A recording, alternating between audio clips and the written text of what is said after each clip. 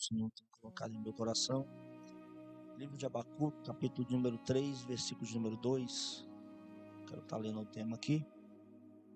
Aquele que não conseguiu encontrar, ele já está aqui já, em nome de Jesus. Vamos ler então. Abacuque, capítulo de número 3, versículo de número 2 diz: Ouvi, Senhor, a tua palavra e temi. Aviva, ó Senhor, a tua obra no meio dos anos, e no meio dos anos a notifica. Na ira, lembra-te da misericórdia. Parafrasear o texto, irmão, quero trazer uma palavra que o Senhor colocou em meu coração, que se encontra no segundo livro de Samuel, capítulo de número 6, versículo de número 9. Quantos irmãos estão encontrando aí? Eu quero louvar ao Senhor pela vida do missionário Juan. Deus abençoe poderosamente a vida do irmão. É um amigo de uma longa data. Deus tem aí guardado as nossas vidas. Congregamos juntos ali, onde hoje ainda faço parte. Congregamos ali no Ministério do Belém, na igreja sede, pela misericórdia do Senhor. E eu vou justificar aqui o porquê que eu não me faço acompanhado da minha família, da minha esposa, do meu filho. Falei até pro Juan, a gente está fazendo parte ali de um período de escola bíblica, de férias. E quando eu marquei com ele, eu não lembrava que eu tinha que estar lá hoje. Porque a gente é um dos daqueles que está aprendendo lá na escola bíblica. Eu falei, não tem como desmarcar. Mas aí a minha esposa foi com meu filho, porque aí divide os grupos. Na igreja antiga tem o culto das crianças, na igreja nova tem o culto dos adultos. Aí era para mim estar lá hoje, mas amém. Deu para dar uma escapadinha. Mas a minha esposa está lá com o meu pequeno e eu louvo ao Senhor, irmão, que o Senhor tem nos dado a graça de criar ele na presença do Senhor, na casa do Pai. Ele tem 5 anos e agora dia 4 de agosto ele começa a estudar música. Eu falei para ele, você quer estudar música, filho? O que você quer aprender? Ele falou, eu quero aprender violino. Eu não sei que instrumento é esse, mas acho que existe o violino, né? Mas, amém, seja da vontade do Senhor, porque eu creio que ele será um grande músico na presença do Senhor e um homem usado como ferramenta na presença dele, amém? Segundo livro de Samuel, capítulo número 6, versículo 9, irmão, quero aqui tomar a leitura, diz assim: E temeu Davi ao Senhor naquele dia, e disse, como virá a mim a arca do Senhor? Pode se sentar em nome de Jesus. E se for possível, irmão, mantenha a sua Bíblia aberta. Eu sei que os irmãos tiveram aqui, irmão, uma sequência aí de semanas, como foi falado, 6 semanas, aprendendo aqui, ouvindo palavras a respeito de avivamento, ouvindo sobre o profeta Abacuque, entendendo o que foi esse contexto. Nós sabemos que Abacuque profetiza num período de dificuldade, onde o povo já está condenado a viver um processo onde o Senhor já vai pôr a mão ou vai levantar uma nação para pôr a mão no seu povo. Mas nós sabemos também que ali o Senhor também promete um livramento, que o Senhor mesmo diz que aquele mesmo povo que vai tratar com o povo dele, o Senhor irá tratar com aquele povo também. Mas quando a gente olha aqui, irmão, para o tema avivamento, e aqui consegue tirar esse versículo 2, aviva, Senhor, a tua obra no meio dos anos, o que me chama a atenção, irmão, é essa ideia de avivamento. Eu algum dia aprendi, irmão, há muitos anos atrás, provavelmente há 10, 11 anos atrás, no início da minha conversão, um dia que eu estava numa vigília, o pregador trouxe uma palavra, e eu não me lembro o nome, não me lembro o rosto dele, mas eu me lembro dessa frase que ele falou. O avivamento acontece na vida de alguém, quando esse alguém percebe que existe nele algo em falta. Quando eu olho para dentro de mim e percebo, irmão, que existe alguma coisa faltando em mim, é o primeiro passo para eu ir para um avivamento. Porque avivamento, irmão, não é simplesmente ser avivado por um culto, simplesmente ser avivado a um congresso. Porque hoje em dia a gente vê muito normal as pessoas fazerem o culto do avivamento, aí aquele estardalhaço, aquele mover do Espírito Santo. Mas depois a gente encontra com a pessoa 2, 3 semanas atrás, depois a pessoa não é aquela mesma pessoa daquele culto. Irmão, o avivamento, ele não somente muda a pessoa, e eu quero que você me entenda isso, porque mudança, irmão, é algo relativo, porque mudança é algo constante. O que muda agora, vai mudar depois. Se eu pego essa toalhinha e coloco aqui, não gosto dela aqui, eu vou trazer ela de volta para cá, porque ela está mudando. De contrapartida, irmão, o que é transformado não volta a ser o que era. É por isso que a gente encontra muitas pessoas, irmão, que vêm para um culto de avivamento e tem um encontro de mudança. Muda naquele momento. Mas quando a pessoa é transformada, irmão, assim como Paulo foi transformado no caminho de Damasco, ela nunca mais vai se encaixar no ambiente de onde foi tirado. Então, quando a gente olha aqui para o avivamento, nós precisamos entender que quando o avivamento vem, ela não somente vai mudar por um momento, mas ela vai mudar a identidade, vai mudar o caráter da pessoa. O avivamento transforma, é a transformação de um ser para aquilo que o Senhor deseja em sua vida. Mas quando eu olho para isso aqui, irmão, e trouxe também esse texto aqui em 2 Samuel, essa pergunta que Davi faz: como trarei eu a arca do Senhor de volta? Quando eu olho para isso aqui, irmão, eu olho para o contexto, queria que você prestasse atenção em nome de Jesus, porque eu vou ser rápido. O Juan me deu até meia-noite, eu vou usar bem meu horário. Ô, glória. Calma, irmão, vamos começar. Me chama a atenção aqui, irmão, porque Davi está fazendo uma pergunta que eu não sei você, irmão, mas por muito tempo eu tenho me feito essa pergunta: Senhor, será que é da maneira certa que eu estou te buscando? Será que é da maneira certa que eu estou te adorando? Porque o que Davi está falando aqui é o seguinte: qual é a maneira correta que eu preciso te buscar? Senhor, como eu trarei a tua presença para minha casa? Nós sabemos aqui, irmão, que ele está falando a respeito da arca, a arca da aliança, que lá no princípio, lá no Êxodo, para a gente entender a importância disso aqui, lá no Êxodo Deus tomou, capacitou um homem por nome de Bezaleel, e esse homem foi direcionado por Deus para montar essa arca. Essa arca, um quadrado, um caixote de madeira. E olhe para cá, irmão, não era madeira comum, era madeira de acácia. Que madeira é essa, irmão? Era uma madeira dura, cheia de nós, que ninguém tinha coragem de investir nada por ela. Por quê? Porque era difícil de trabalhar, não era maleável, era complicada. Quando eu olho para a madeira de acácio, eu me vejo no espelho, porque ninguém tinha coragem de investir nada em mim. Eu era difícil, não era maleável, mas o céu disse: já que ninguém investe, eu quero para mim. Não, irmão, pelo amor de Deus, porque parece que eu estou falando, não é só comigo não, porque quantas pessoas, irmão, um dia olhou para mim, para você e disse: ninguém dá nada, não vai dar em nada, não vai ser ninguém, e o Senhor olhou do céu e falou: já que vocês não querem, eu quero para mim, para fazer uma obra. Aleluia. Mas ele vai dizer: pega essa madeira, reveste por dentro, caráter, reveste por fora, aparência. Isso é lindo, irmão, porque o Senhor está dizendo: a essência ainda vai ser a mesma. Lá no fundo ainda é acácia, ainda é ser humano, não é perfeito. Mas quem olhar para fora, quem olhar pelo lado de fora vai entender que já não se veste mais igual, já não se comporta da maneira que era. E quando chegar próximo vai perceber que o caráter já não é mais o mesmo, porque não se comporta como se comportava antes. É o Senhor dizendo: quem olhar para você hoje nunca mais vai enxergar quem você foi no passado, porque a veste é veste minha e o caráter é caráter do céu. Aleluia.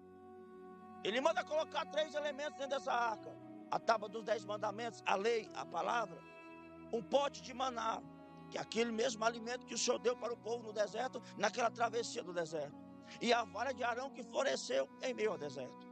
3 pontos aqui que me chamam a atenção. Primeiro, os 10 mandamentos, a tábua dos 10 mandamentos, a lei, a palavra. A vara de Arão que floresceu no deserto representa um Deus sobrenatural. O pote de maná, o Deus que cuida do seu povo, ou cuidar de Deus. Isso aqui é a arca, irmão.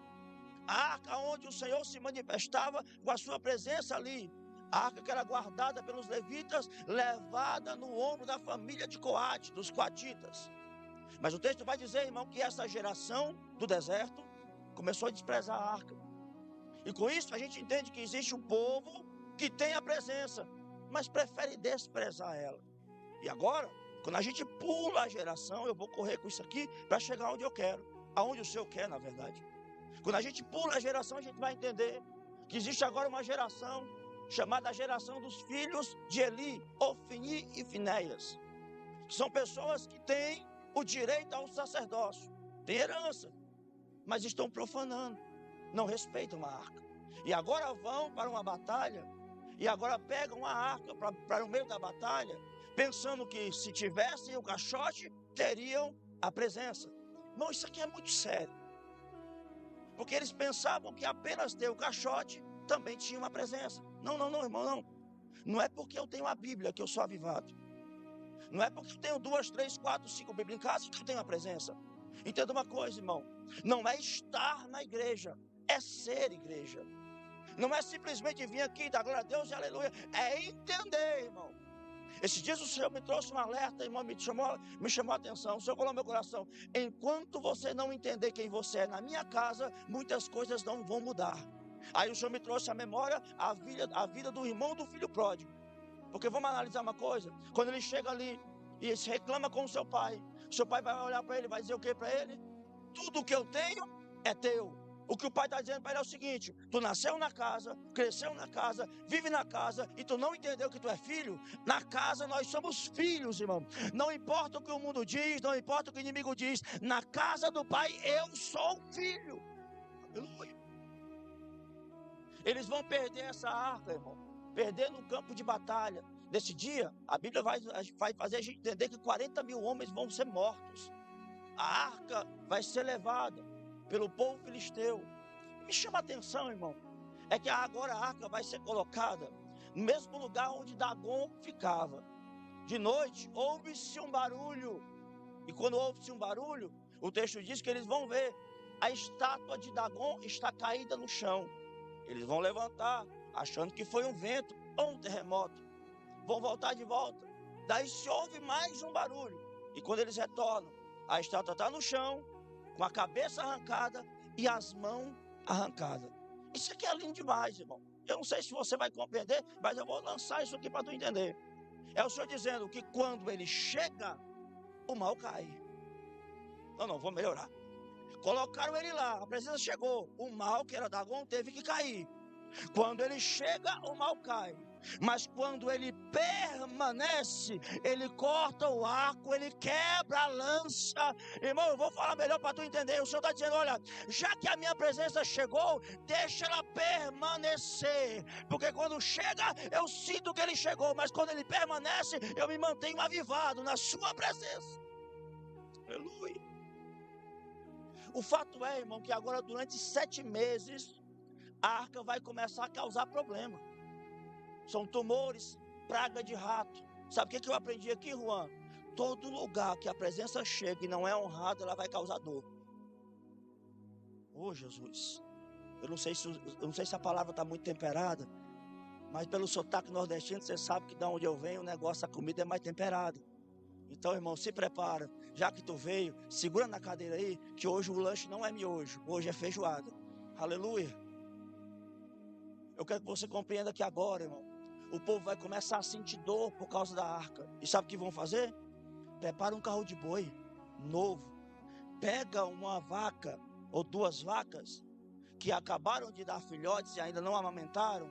Coloca elas aí com o jugo sobre o seu lombo. Coloca 7 tumores de ouro representando as 7 cidades filisteias, as principais cidades. E coloca agora também 7 ratos de ouro e manda embora. Porque assim, irmão, tem gente que quando tem a presença e não consegue honrar ela, não suporta o peso dela e prefere mandar embora. Prefere que ela vá embora. Prefere rejeitar a presença. E o texto vai dizer que depois de 7 meses ela vai embora. Chega na cidade de Bet-Semes. Quando chega na cidade de Bet-Semes, primeira cidade do povo judeu, do povo de Israel. Quando chega lá, o povo vai se alegrar. O povo se alegra tanto, irmão, que no meio da alegria perde o sentido. Porque vão pegar o carro de boi, vão quebrar, vão fazer uma fogueira, vão matar os bois, matar as vacas, vão fazer um churrasco, vão começar a se alegrar porque a arca está de volta.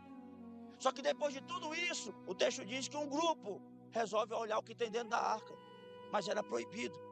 Irmão, pelo amor de Deus, eu não vim aqui para jogar balde de geografia na cabeça de ninguém, mas eu preciso pregar uma palavra responsável.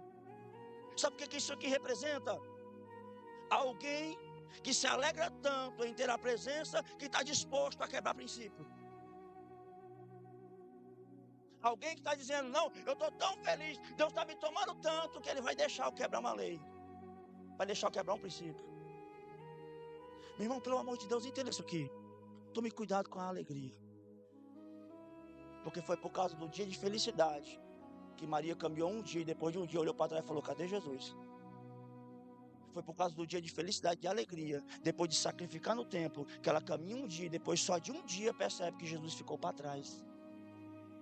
E olha para cá, é um dia para perder, 3 dias para achar. E quando acha, está onde? Quando ela acha Jesus, Jesus está onde? No templo. E quando ela vai indagar com Jesus, menina, por que fizeste comigo? Sabe o que ele responde para ela? Não sabes, mulher, que compete a mim fazer a vontade do meu Pai? Sabe o que ele estava dizendo? Quem se afastou foi você. Eu permaneci no mesmo lugar. Oh, glória a Jesus. Mas a Bíblia vai dizer, irmão, que agora, por causa daquele ato, o Senhor mata aquele povo. E eles começam a ficar com medo da arca. Por isso vão chamar Abinadab. A arca vai para a casa de um sacerdote. Entenda, irmão, que eu vou chegar onde eu li. Tenho mais 10 minutos, vou chegar onde eu li. A arca vai chegar na casa de Abinadab, um sacerdote, vai passar lá 20 anos. E sabe o que acontece? Nada. Porque não adianta eu estar num ambiente onde existe o avivamento se eu não entender ele. Não adianta eu estar com a palavra que aviva se eu não compreender o que ela tem para mim. O que eu quero que você entenda nesse culto, nessa pregação, é que é necessário abrir a mente e entender como que eu vou buscar ao Senhor depois desse culto. Qual que é o meu comportamento depois dessas 7 semanas? Porque o que eu estou recebendo aqui agora, irmão, é combustível para eu caminhar. Mas entenda uma coisa, esse combustível precisa ser alimentado diariamente. Aleluia. Vai para casa de Abinadab. Saul, o rei, reinou por 40 anos e nunca pensou em pegar a arca. Me responde uma coisa, irmão. Você lembra do que tinha na arca? Mandamento, palavra. Vara de Arão que floresceu, Deus sobrenatural. Pote de maná, cuidar de Deus. Diz uma coisa para mim, irmão. Tem como ter um trono, um ministério sem a palavra? Se eu não tenho palavra, irmão, se eu não conheço a palavra, eu nunca vou conseguir compreender um Deus do sobrenatural. E se eu não compreendo um Deus do sobrenatural, como que eu vou entender o cuidado dele? Como que eu vou entender que ele é um Deus que abre porta onde não tem parede? Como que eu vou entender que depois que o médico der o laudo, ele vai vir com uma caneta dourada e vai dar um laudo superior ao laudo do médico? Como que eu vou entender que quando o juiz bater o martelo, a palavra dele é maior do que a palavra do juiz? E através de palavra. E nós estamos falando sobre avivamento. Só que agora Davi está no trono, irmão. E agora eu começo a pregar. Corro aqui e consigo pregar em 10 minutos para vocês. Porque Davi vai querer buscar a arca. E sabe o que ele vai fazer? Ele reúne 40 mil, homenageando os 40 mil que morreram na batalha. Vai pegar um carro de boi. Vai buscar a arca na casa de Abinadab. Pega Uzai e Aiô, os dois que ficaram tomando conta da arca. E vai dizer, vamos com a gente. Davi está colocando num carro de boi. Você lembra como os filisteus mandaram ele embora? Sabe o que eu aprendo disso aqui, irmão? É alguém que quer tratar a presença da mesma maneira que o mundo a trata. Mas no carro de boi, irmão, no carro de boi não tinha peso. No carro de boi ia chegar mais rápido, até chegar na ilha de Nacon. Quando chega na ilha de Nacon, a arca vai tombar, vão colocar a mão e vão ser fulminados. Eu estava lendo esse texto ali quando eu estava sentado. Sabe uma coisa que me chamou a atenção? Deus não fulminou nem um filisteu que tocou na arca, mas está fulminando o filho de um sacerdote. Os filisteus estavam mandando a arca embora, e esse filho de sacerdote está tentando ter uma boa intenção de ajudar. Quando Deus fulmina ele, o texto diz, versículo 9 do capítulo 6, Davi se entristeceu. Aí ele chega onde nós lemos, como trarei eu a arca do Senhor de volta? Observe, irmão, que aqui, até aqui, nós ministramos a respeito dos caminhos errados que podemos tomar. Mas agora, depois de 3 meses, na casa de Obed-Edom, o avivamento é real. Irmão, 20 anos, não acontece metade do que aconteceu em 3 meses. Eu fico imaginando, irmão, a casa de Obed-Edom pegando aquela arca e colocando na sala, no melhor lugar, dizendo, ninguém chega perto porque aqui é o lugar da arca, porque o lugar da arca é o melhor lugar da casa. Olhem para cá, irmão, entenda uma coisa, não é tempo, não é cargo, não é chamada, é a maneira que nós tratamos a presença. Vou repetir para você entender, não é tempo, não é cargo, mas se a maneira que eu trato, irmão, se eu souber tratar a presença da maneira correta, ela transforma a minha casa da noite para o dia. Aleluia. Oh, glória a Jesus. Eu sou convertido há 12 anos, irmão. Só para você ter uma noção. Eu sou convertido há 12 anos. Fruto de uma casa de recuperação. Ex-morador de rua e fiquei viciado no crack 7 anos. Fui para dentro da casa de recuperação para não morrer. Cheguei lá dentro pesando 52 quilos. Pela misericórdia do Senhor. Sou evangélico há 12 anos e casado há 10 anos. Mas sou um improvável. Que lá dentro aprendi como me comportar com a presença. E sabe por que eu estou te falando isso? Porque vez por outra eu encontro alguém na rua que fala assim para mim: nossa, irmão, Deus te honrou, hein? Foi tão rápido. Não. Eu sei as lágrimas que eu derramei nesses 12 anos. E por que eu estou falando isso para você? Para a gente entrar aqui agora. Quando Davi percebe que em 3 meses Deus fez tudo que não fez em 20 anos, ele diz: vamos buscar a arca. Só que agora não vai 40 mil. Agora vai todo mundo. E agora que vai todo mundo, chama a família de Coate, os coatitas, porque eles vão carregar no ombro. Chega lá, irmão, arca no ombro, maneira correta. Porque não adianta, irmão, eu querer um avivamento e não entender que o avivamento tem peso. Não adianta eu buscar um avivamento se eu não entender que o avivamento precisa ter busca, então leva tempo, é processo. Aleluia. O texto diz, irmão, que agora Davi vai fazer diferente. São 6 passos para. Lindo isso aqui, irmão. Porque se você entrar na numerologia, você vai entender que o número 6 trata sobre limitação. E logo é apontado, atrelado ao homem. Então o número 6 aponta para o homem.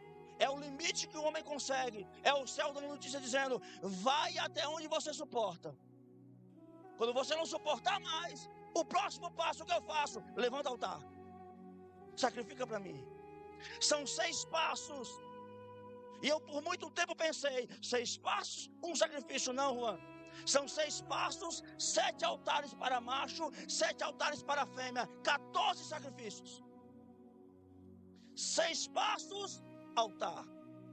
Eu não sei, irmão, se você está entendendo que onde o Senhor quer chegar na tua vida, mas o Senhor está dizendo para alguém aqui essa noite: eu sei que para você está insuportável a situação, eu sei que para você está complicado, mas faz o seguinte: vai até onde você suporta, e quando você não suportar mais, não renuncia, não desiste, não olha para trás, levanta altar, sacrifica para mim, que o próximo passo quem garante sou eu, o próximo passo quem garante é o céu.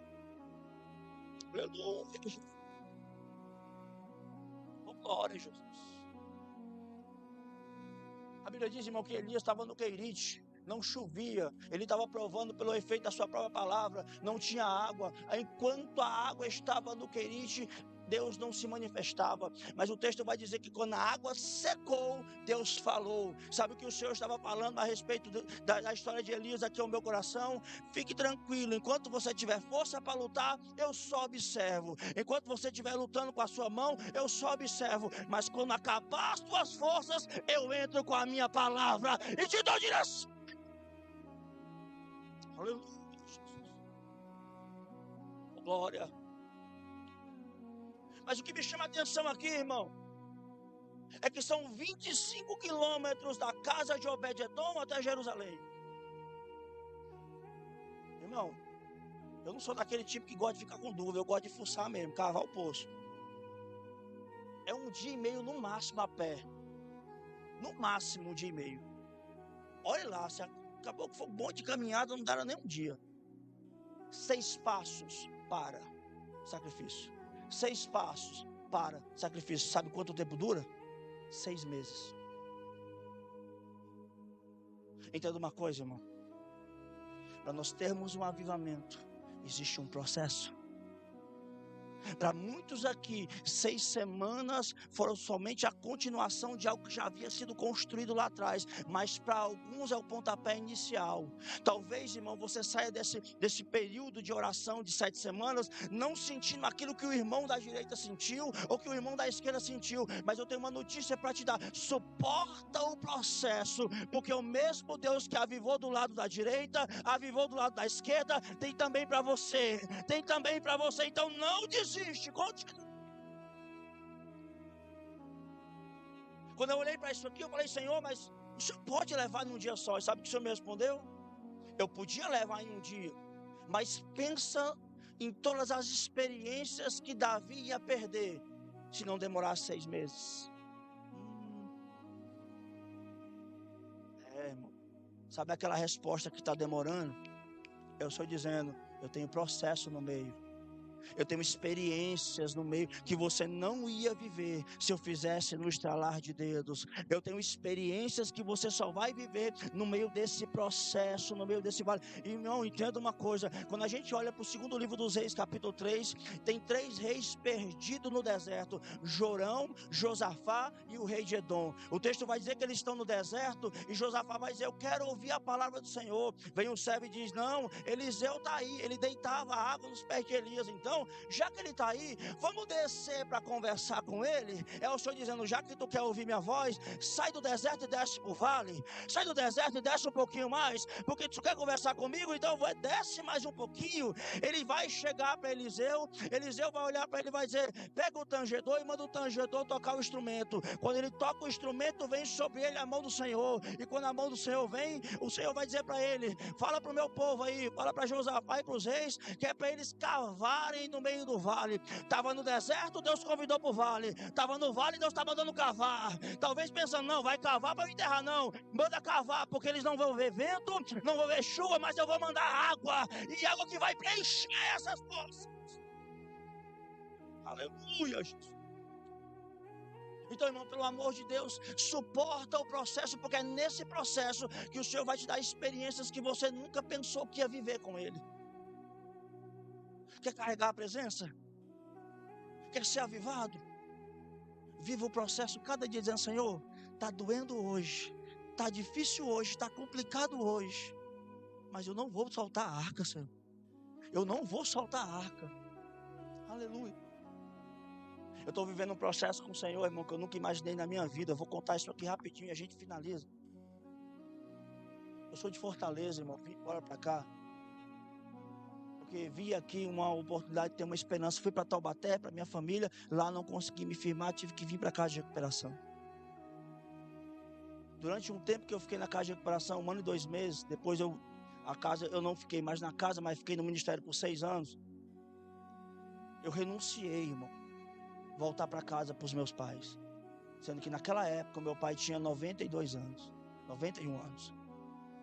Essa renúncia me custou, irmão, me custou saudade, me custou lágrimas, porque de 12 filhos, eu fui o que deu mais trabalho, o mais novo e ainda adotado, o que mais fiz ele chorar. A maior preocupação, a maior luta que eu carrego no meu coração é o quê? Dar orgulho. Se eu fiz chorar, eu preciso dar orgulho. Passei 6 anos buscando condição financeira para visitá-lo. Consegui. Levei minha esposa, levei meu filho para conhecer meu pai. Foi uma bênção, irmão. Ano passado. Só que nesse ano, entre janeiro e fevereiro, Deus levou meu pai. E eu tive que ir para Fortaleza para fazer o que eu nunca pensei que eu ia fazer na minha vida: sepultá-lo. Eu tive que pregar no enterro do meu pai. Eu tive que pregar no velório do meu pai. Oh, glória. Agora em maio eu voltei de novo, irmão. Passei 19 dias lá. No último dia, quando eu estava indo embora, arrumando minhas coisas, a minha mãe, com 73 anos, teve uma crise de ansiedade. Começou a chorar e se tremer inteira. Naquela hora, eu olhei para o teto e falei: Senhor, isso não está certo. Eu prego para tanta gente, tantas pessoas, o Senhor me dá uma palavra de bênção, e a minha mãe assim? Não, Senhor, está certo. Por que o Senhor está me levando embora de volta? Eles estão precisando de mim aqui. Sabe o que eu escutei de Deus? Porque é processo. Porque o mesmo processo que você passa pode ser não igual ao meu, mas eu também passo pelos meus. Quando eu cheguei aqui, sabe o que o Senhor falou no meu coração? Aquilo que para você é algo normal, para eles é extraordinário, porque a força que você tem para orar, eles não têm. Então, em vez de ir para lá, dobre o seu joelho e ore. E eu comecei a orar pela minha família. Orar não, porque a gente não ora, mas orar por mensagem, mandar: olha aqui, ó, uma mensagem de oração. Há 2 dias atrás eu liguei para minha mãe: mãe, como é que a senhora está, mãe? A senhora está bem? Ela falou: meu filho, eu estou me sentindo um bebê, uma criança. Glória a Jesus. Aleluia. Porque tem processo, irmão, que a gente vai derramar lágrima, tem processo que a gente vai derramar sangue, mas o importante é segurar na arca e falar: eu não largo, eu não retrocedo, porque essa arca que me mantém de pé, é essa arca que aviva meu coração. Leva tempo, irmão, e é pesado, é pesado.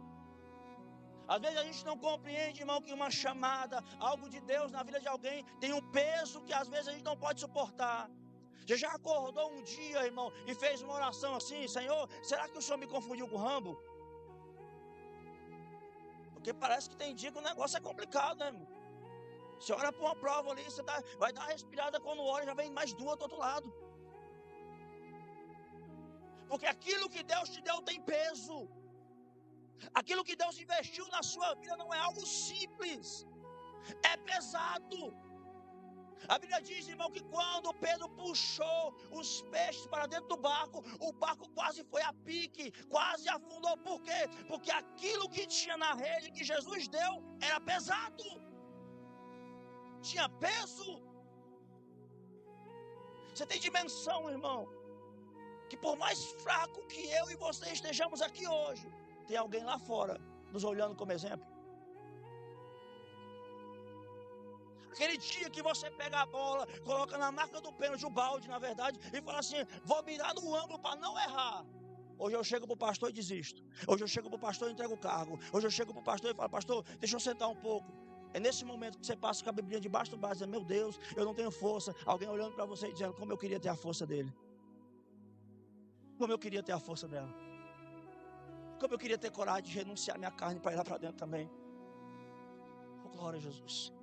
Porque o que você tem, o avivamento que você está buscando, tem peso, é pesado. E olhe para cá, irmão, as suas forças nunca vão ser capazes de suportar o que Deus vai te dar. Vamos encerrar isso aqui para a gente orar? Por 3 vezes orei, para que o Senhor me arrancasse um espinho na carne, que vem como um mensageiro de Satanás me esbofetear na face. E sabe o que o Senhor me respondeu? Paulo, Paulo, a minha graça te basta. Prega mesmo sem força, louva mesmo sem força, ora mesmo sem força, vem para o culto mesmo sem força, visita mesmo sem força, persevera mesmo sem força. Irmão, pelo amor de Deus, para o encerramento desta campanha que vocês estão fazendo, eu trago uma mensagem de Deus para a sua vida. Não importa o tamanho do vento contrário, continua segurando na arca, porque o inimigo não vai roubar aquilo que Deus te deu aqui. O inimigo não vai roubar aquilo que o Senhor depositou em você. Aleluia. Posso orar, Juan? Posso orar? Se coloque de pé em nome de Jesus.